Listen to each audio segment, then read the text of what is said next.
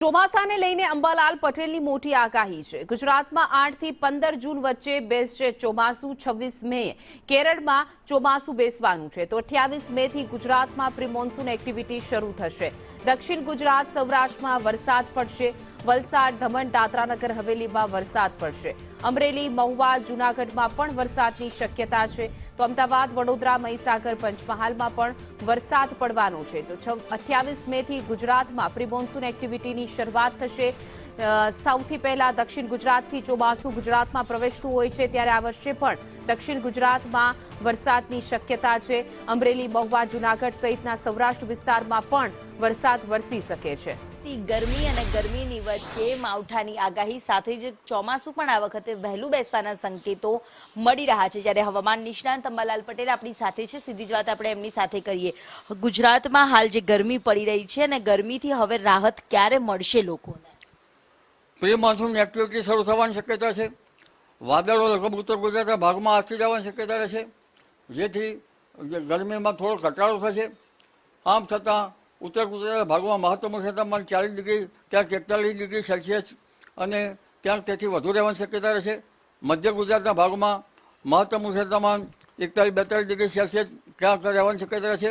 મહીસાગરના ભાગોમાં ક્યાંક 43 degree Celsius થઈ જાય, પરંતુ મહદ અંશે ધીરે ધીરે 40 ડિગ્રીની આસપાસ ઉત્તર ગુજરાત અને મધ્ય ગુજરાતમાં મહત્તમ તાપમાન રહી શકે છે।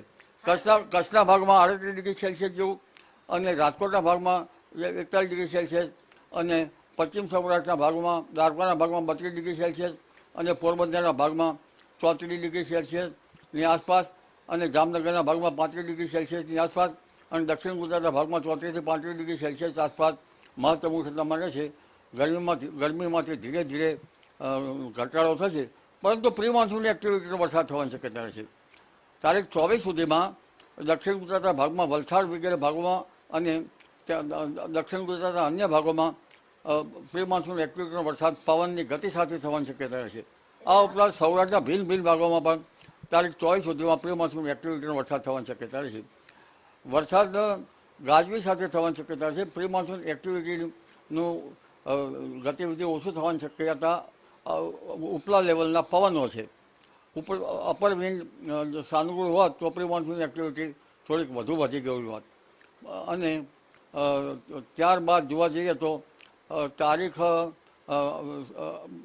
28-29 પાછી બંગાળ ઉપસાગરમાં પણ એક સિસ્ટમ છે।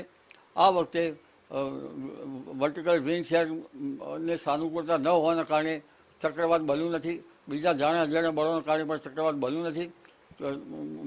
સી ટેમ્પરેચર 30 ડિગ્રી સેલ્સિયસ હોવા છતાં અરબ સાગરની સિસ્ટમ પણ સક્રિય રહેશે।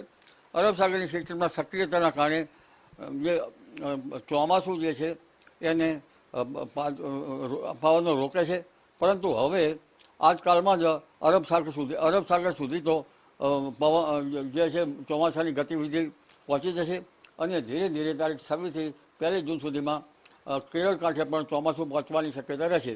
કેરળ કાંઠે ચોમાસું પહોંચવાની શક્યતા ત્યારે જ ગણી શકાય જ્યારે હવામાન ખાતું તેના જુદા જુદા વેજેટેશનમાંથી એને પુષ્ટિ કરે ત્યારે। આ થઈ પ્રી મોન્સૂન એક્ટિવિટીની વાત, પરંતુ રોહિણી નક્ષત્રમાં પણ વરસાદ થવાની શક્યતા રહેશે। ખેડૂતો માટે રોહિણી નક્ષત્ર ઘણું અગત્યનું છે। 25મી મેથી 8 જૂન વચ્ચે રોહિણી નક્ષત્ર બેસશે। 8મી જૂને મૃગશિર નક્ષત્ર બેસશે, એટલે લગભગ તારીખ 7મી મે સુધીમાં ગુજરાતના ઘણા ભાગોમાં વધુ વરસાદ થવાની શક્યતા રહેશે। કોઈ ભાગમાં સહેજ ભારે વરસાદ પણ થઈ શકે, જેમાં દક્ષિણ સૌરાષ્ટ્રના ભાગમાં, મહુવા, ભાવનગર અને થોડા મધ્ય ભાગમાં ક્યાંક 1 ઇંચ કે 2 ઇંચ જેવો વરસાદ થઈ શકવાની શક્યતા રહે।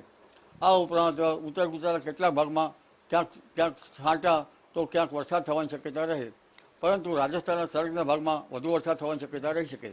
આ ઉપરાંત વડોદરાના ભાગોમાં પણ વધુ વરસાદ થઈ શકવાની શક્યતા રહે।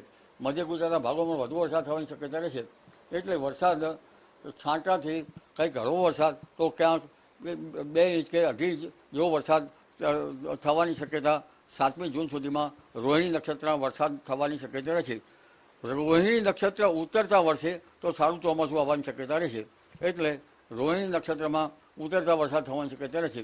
આ ઉપરાંત ચોમાસાની ગતિવિધિ જે આપણે જોઈ તે મુજબ ધીરે ધીરે ચોમાસું આગળ વધશે અને 8મી જૂને દરિયામાં પવનનો બદલાશે, પવનની ગતિ વધુ વધશે અને 8મી જૂનથી 15મી જૂન વચ્ચે ગુજરાતના કેટલાક ભાગમાં વરસાદ થવાની શક્યતા રહે છે, પરંતુ સારો વરસાદ તો આગ્રામાં થવાની શક્યતા રહે.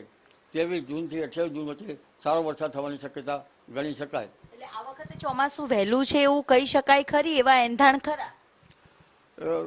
ચોમાસું તો એટલું બધું વહેલું ન કહી શકાય, 15 જૂન આસપાસ આવતું હોય છે, પરંતુ મૃગશીર નક્ષત્રમાં પવનની ગતિ સાથે થોડો વરસાદ વહેલો હોવાની શક્યતા રહે છે.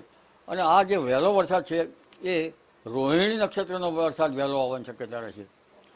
એટલે આ વખતે ચોમાસું કેરળમાં જે 26 મેની આસપાસ જે બેસવાની શક્યતા છે, ચોમાસું આગળ જે પ્રબળ દિશામાં વધી રહ્યું છે, જે બાદ ગુજરાતમાં પણ ચોમાસું વહેલું બેસવાના સંકેતો જે જોવા મળી રહ્યા છે. જો કે આ વખતે રોહિણી નક્ષત્રના કારણે ચોમાસું સારું અને વરસાદ પણ સારો રહેવાનું અનુમાન હવામાન નિષ્ણાંત અંબાલાલ પટેલે કર્યું છે.